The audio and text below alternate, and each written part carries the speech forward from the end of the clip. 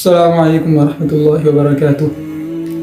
آج ایک بہت ہی خوبصورت ویڈیو ہے جس پہ ریئیکشن کرنا ہے۔ مصر کا ایک میوزیم ہے جس میں حضرت موسیٰ علیہ السلام اور ان کے دور کا جو فرعون تھا اور اس کی جو قوم تھی ان کے متعلق بہت ساری چیزیں ہیں، ان میں مجسمے ہیں فرعونوں کے، اور مصر کی بہت بڑی ایک میوزیم ہے مصر کی۔ تو دیکھتے ہیں، ویڈیو شروع کرتے ہیں۔ یہ موسیٰ علیہ السلام کے زمانے کا جو فرعون تھا، جب بچہ تھا اس طرح دکھتا تھا۔ اس تابوت کے اندر اور بھی مختلف سے تابوت ہوا کرتے تھے۔ فرعون اور اس کی بیوی ہے ساتھ میں، اور ساتھ میں اس کی 3 بیٹیاں ہیں جس کو دی گریٹ پیرامڈز آف گیزا کہتے ہیں۔ ان میں سے جو دوسرا بڑا پیرامڈ ہے وہ اس کا ہے۔ بڑا کوئی سیریس کھڑا ہے یار۔ یہ تابوت کے اوپر جو ہے گائے کا مجسمہ بنا ہوا تھا، تو آپ دیکھ سکتے ہیں کہ فرعونوں کا جو ہے گائے کے ساتھ کتنا گہرا تعلق تھا۔ جی بسم اللہ الرحمن الرحیم، السلام علیکم ورحمۃ اللہ وبرکاتہ۔ Welcome to Egypt. ایک مرتبہ پھر سے جو ہے ونس اگین میں موجود ہوں مصر میں، اور موجود ہوں میوزیم میں۔ میوزیم یہاں پہ جو ہے آپ کو فرعون کی لاشیں ملیں گی، یہاں پہ آپ کو فرعون کی جو قبریں ہیں، وہ مطلب جو جس تابوت کے اندر رکھا گیا تھا وہ تابوت ملیں گے۔ ہر کچھ جو تعلق رکھتی ہے فرعون سے، بنی اسرائیل سے، وہ یہاں پہ آپ کو ملے گی۔ یہاں پہ اتنا رش ہے آج کہ اس سے پہلے جو ہے میں نے اتنا رش نہیں دیکھا۔ یہاں پہ گروپس آئے ہوئے ہیں، بہت سی چیزیں یہاں پہ موجود ہیں۔ فرعون کیا چیزیں استعمال کرتا تھا، فرعون کا رہن سہن، فرعون کی بگی، 100 سے زیادہ فرعون گزرے ہیں۔ پہلے ہم نے یہاں سے ویڈیو بنائی تھی لیکن وہ مختصر تھی، لیکن آج کی ویڈیو میں جو ہے آپ لوگوں کو بہت سی ڈیٹیل ملنے والی ہے۔ آج کی ویڈیو دیکھنے کے بعد مجھے اندازہ ہے کہ آپ لوگ اچھی طرح سے سمجھ پائیں گے فرعون کے بارے میں، اور جو فرعون قوم تھی اور جو فرعون بادشاہ تھے ان کے بارے میں بہت اچھی طرح جو ہے آپ سمجھ پائیں گے۔ تو انشاءاللہ میں آپ سب کو آج یہ ٹور کراؤں گا یہاں پہ۔ امید کرتا ہوں کہ آپ لوگوں کو ایک اچھا ٹور جو ہے یہاں پہ آج مصر میں گزرے گا۔ تو آئیے بسم اللہ کر کے شروع کرتے ہیں۔ سب سے پہلے جو ٹکٹ ہے وہ ہے یہاں کی 300 پاؤنڈ ایجپشن، مطلب تقریباً جو ہے 75 ریال بنتے ہیں سعودی تقریباً۔ یہ جو آپ مجسمہ دیکھ رہے ہیں پورے ماشاءاللہ تین فلور جتنا بڑا جو ہے یہ مجسمہ ہے۔ اس طرف یہ جو آپ دیکھ رہے ہیں، یہاں پہ 2 فرعون ہے یہ والا، اور اس کی بیوی ہے ساتھ میں، اور ساتھ میں اس کی 3 بیٹیاں ہیں۔ اس کا قصہ جو ہے میں ابھی آپ کو بتاتا ہوں، واقعہ اس کا لکھا ہوا تھا مجھے یاد ہے۔ آپ دیکھیں یہ سینٹر میں ایک بیٹی ہے، ٹھیک ہے، اور یہ رائٹ پہ ایک بیٹی چھوٹی مجسمہ دیکھ رہے ہوں گے آپ، یہ رہی تیسری بیٹی، ٹھیک ہے۔ یہ جو ہے موسیٰ علیہ السلام سے کے زمانے کا جو فرعون تھا، اس سے پہلے سے جو 2 فیملیز تھیں ان میں سے اس فرعون کا تعلق ہے۔ جی یہاں پہ دیکھیں ایک مجسمہ ہے، اس کا ایک پاؤں جو ہے وہ آپ کہہ سکتے ہیں کہ ٹوٹ گیا ہے۔ یہاں پہ جب لے کے آ رہے تھے یا اس سے پہلے کسی نے خراب کیا ہے۔ جی تو سوال یہ بنتا ہے کہ اتنے زیادہ جو مجسمے فرعین نے ہر زمانے کے فرعون نے بنائے تھے اس کی کیا وجہ تھی؟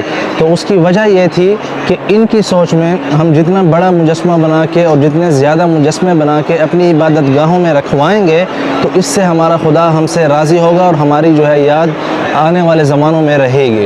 تو ان کی جو بیسک وجہ تھی، مطلب مجسمے بنوانے کی شروعات جو ہوئی تھی وہ یہ نہیں تھی کہ ان مجسموں کو خدا سمجھ کے ان کی پوجا کی جائے، بلکہ یہ خدا کی قربت حاصل کرنے کے لیے اس طرح کے مجسمے بنا کے عبادت گاہوں میں رکھواتے تھے۔ جی یہ جو مجسمہ آپ دیکھ رہے ہیں یہ ہے وزیر صحت کا فرعون کے زمانے میں، ٹھیک ہے۔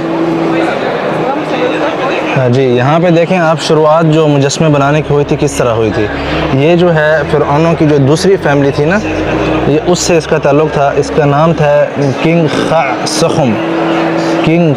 سخم، میرے خیال سے یہاں پہ انگلش میں بھی لکھا ہوا ہے، آپ پڑھ لیں، ٹھیک ہے۔ یہاں پہ دیکھیں کس طرح جو پہلا مجسمہ، مطلب پہلے زمانے میں مجسمے بنایا کرتے تھے چھوٹے چھوٹے پتھروں سے تھا، بعد میں تو آپ نے دیکھ لیا کہ کتنے بڑے پتھر کے مجسمے بنائے ہوئے ہیں۔ جی یہاں پہ دیکھیں آپ اس طرف میوزیم میں یہ ساری جو فرعین جو کنگز تھے ان کی جو مطلب جو لاشیں جہاں پہ مدفون تھی لقصر میں، جسے ویلی آف کنگز کہا جاتا ہے۔ لقصر میں ایک علاقہ ہے، یہاں سے تقریباً مطلب بہت دور ہے، 10 گھنٹے کا فاصلہ ہے کائرو سے۔ تو یہ ساری جو ہے تقریباً زیادہ تر وہیں سے لے کے آئے ہیں، مطلب ان کے اندر جو ہے ان کی حنوط شدہ لاشیں تھیں جو کہ بہت سے ڈیفرنٹ میوزیمز میں جو ہے ابھی رکھی گئی ہیں۔ یہاں اس میوزیم میں بھی موجود ہیں، انشاءاللہ وہ آپ دیکھ سکیں گے آگے۔ یہ سارے جو تابوت آپ یہاں پہ دیکھ رہے ہیں وہاں سے لائے گئے تھے۔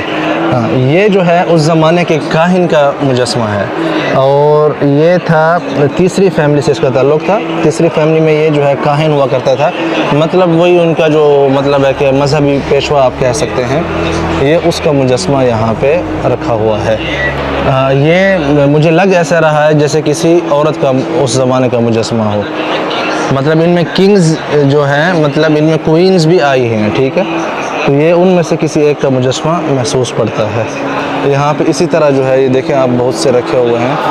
آئیے اب آگے چلتے ہیں جی۔ یہاں سے آپ ایک اور قبر کے جو اندر جو مطلب پتھر وہاں سے یہ نکال کے لے کے آئے ہیں پہاڑ سے، اس کا نقشہ دیکھ سکتے ہیں کس طرح جو ہے رنگدار اس زمانے کے رنگ آج تک موجود ہیں، مطلب آج تک خراب نہیں ہوئے، اور یہ ساری چیزیں بنی ہوئی ہیں۔ وہاں پہ ایک گائے کا جو ہے میں دیکھ رہا ہوں چہرہ، ٹھیک ہے، اسی طرح نیچے جو ہے کھانے پینے کی چیزیں بھی بنی ہوئی ہیں، اور وہاں پہ ادھر جو ہے کچھ لکھا ہوا ہے انہی کے زبانوں میں، مطلب ہمیں تو سمجھ نہیں آئے گی، بہرحال یہ دیکھیں آپ جی۔ یہ جو آپ صاحب دیکھ رہے ہیں ان کا تعلق جو ہے 5ویں فیملی سے تھا فرعونوں کی، اور یہ اس زمانے کے رائٹر تھے۔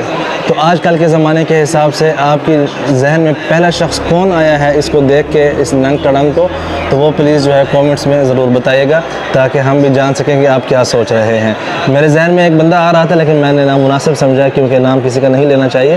تو بہرحال یہ اس زمانے کے کاتب ہوا کرتے تھے، مطلب جو واقعات کی مطلب ہے کہ واقعات کو لکھا کرتے تھے، ٹھیک ہے۔ تو یہ آپ اس کا جو ہے چاروں طرف سے وزٹ کر لیں۔ یہاں سے کس کی شکل دے رہا ہے یار یہ؟ اچھا، بڑے غصے میں بیٹھا ہے۔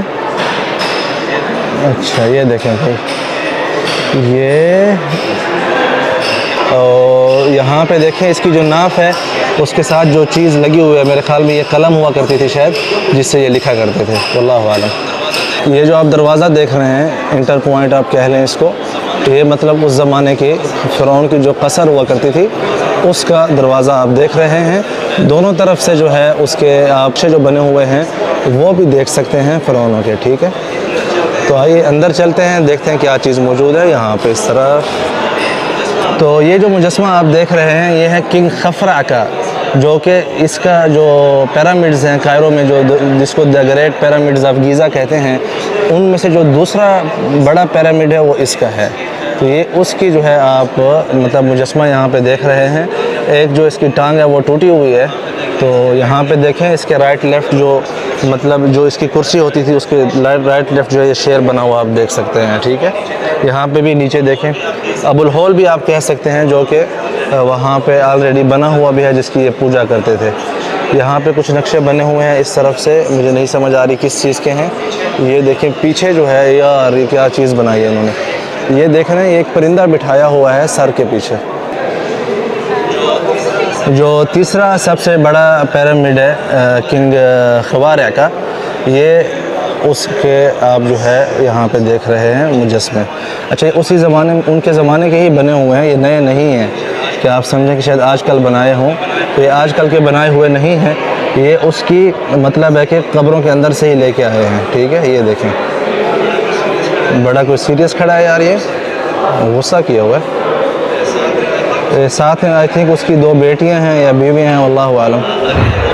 اگین آپ چیک کر سکتے ہیں یہ جو ہے یہاں پہ نام لکھا ہوا ہے، تو یہ من قوارع نام ہے، ٹھیک ہے، مطلب اس زمانے میں نام اسی طرح ہی لکھے جاتے تھے۔ یہ دیکھیں ٹھیک ہے، یہاں پہ دیکھتے ہیں سیم ہے یا نہیں سیم، یہاں پہ آپ دیکھ لیں اور آپ لوگ بتائیں کہ سیم ہے کہ نہیں سیم۔ جو پیچھے والا دیکھا ہے تیسرے پہ بھی دیکھ لیتے ہیں، یہ لیں یہ تیسرے پہ بھی سیم ہے۔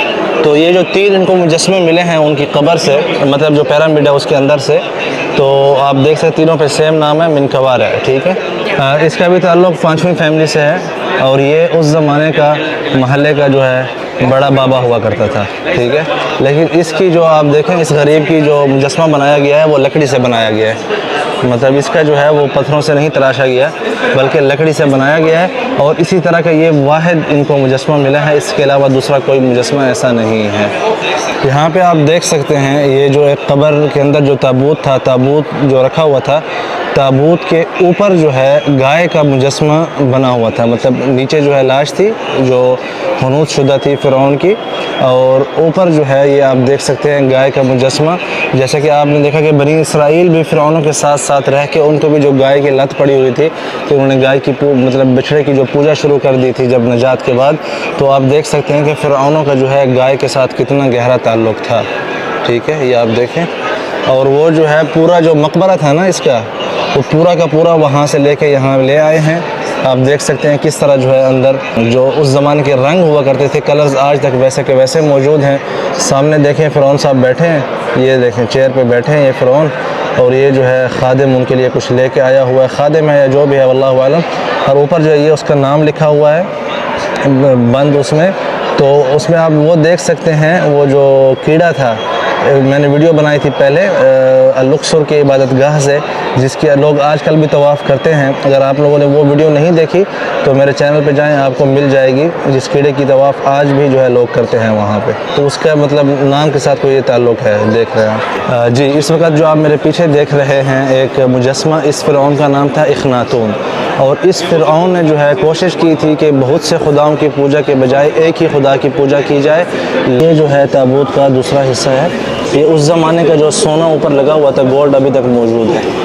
और यहाँ पे मुख्तलिफ़ मुजस्मे मौजूद हैं किंग इखनातून के। ये आप देखें इस तरफ, एक ये रहा, एक इधर रहा है छोटा, ये देखें, और एक ये रहा इस तरफ, और वो वाला तो बड़ा वाला है, आपने देखा है इस तरफ। ठीक है, और वहाँ पे एक और मज़ीद जो है बड़ा मुजस्मा है, वो सामने देखें, आइए आपको मैं दिखाने की कोशिश करता हूँ।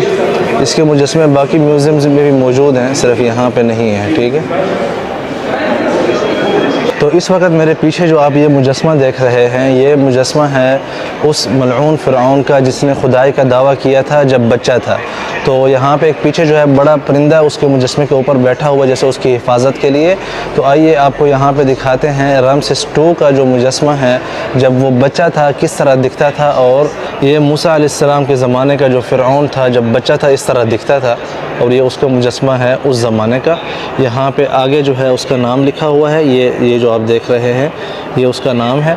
और ये फिर उस ज़माने के हिसाब से जो कुछ मौजूद था उन चीज़ों के नाम भी हैं और उन चीज़ों की फ़ोटो भी बने हुए हैं, यहाँ पे नक्शे बने हुए हैं। सॉरी, यहाँ पे आप देखें जो उक़ाब ऊपर बिठाया हुआ है उसके पाँव देखें किस तरह बनाए गए हैं। ये देख रहे हैं आप किस तरह मतलब बारीक बीनी से काम किया गया था, ये देखें आप। ओके, ये देखते जाएं आप। ये नीचे जो है ये सारे नाम लिखे हुए हैं चीज़ों के उस ज़माने के हिसाब से। ठीक है, ये देखें उसकी हिफाजत के लिए जो है ऊपर एक बाज़ भी बिठाया गया था मुजस्मे में उसके पीछे कि किस तरह इसकी हिफाजत की जाए। यहाँ पे एक हाथ में उसने अपनी कुर्सी जिस पर बैठता था मेरे ख्याल में उसको पकड़ा हुआ है, और एक हाथ जो है अपनी क्या कहते हैं इसको, क्या बोलते हैं यार इस चीज़ को, ये जो मुंह के नीचे क्या बोलते हैं जहाँ पे इसने उंगली रखी हुई है, मतलब वहाँ पे जो है अपने मुंह को टेक दी हुई है इसने। ये जो ऊपर परिंदा बनाया हुआ है इसका नाम था हुरून, और इसी की जो है पहले पूजा करते थे इसके ज़माने के लोग, हत्ता कि इसने फिर अपनी भी खुदाई का दावा किया बाद में। तो उसका मुजस्मे के साथ ही बनाया हुआ है जैसा कि इसकी हिफाजत के लिए मामूर हो खुद खुदा यहाँ पे। तो ये मतलब इसके पीछे जो फ़लसफ़ा है वो ये है, ये जो साथ में जो मुजस्मा जो बनाया गया है तो उसकी वजह ये है। यहाँ पे आप देखें किंग साहब और दोनों तरफ से जो है उनकी कुछ माशूकाएँ या बीवाएँ वो जो है साथ खड़ी हैं। ठीक है, ये दो लेडी हैं, इनके हाथ में जो है ख़जाने की चाबियाँ देखें, ये चाबियाँ आप देख रहे हैं। उसके हाथ में क्या है, उसके हाथ में भी कुछ है। अच्छा, तीनों के हाथ मतलब ये बीवियाँ ही होंगी उसके फिर मेरे ख्याल से। चलें भाई जल्दी से सब्सक्राइब करें, नहीं तो इनका जो है ना फिर आप ये बात करवाते हैं यहाँ फ़िरऔन साहब से। अच्छा, ये वैसे मुँह पे मतलब ये जो खुदा होते थे या जिन चीज़ों को अच्छा समझते थे ना उनके ये लोग अपना मतलब है कि मास्क आप कह सकते हैं या वट एवर वो बनवा उस किस्म के बनवाते थे। ये देखते जाएं आप किस, अच्छा ये बहुत सॉलिड पत्थर है। ठीक है, ये देख रहे हैं बहुत सख्त पत्थर है।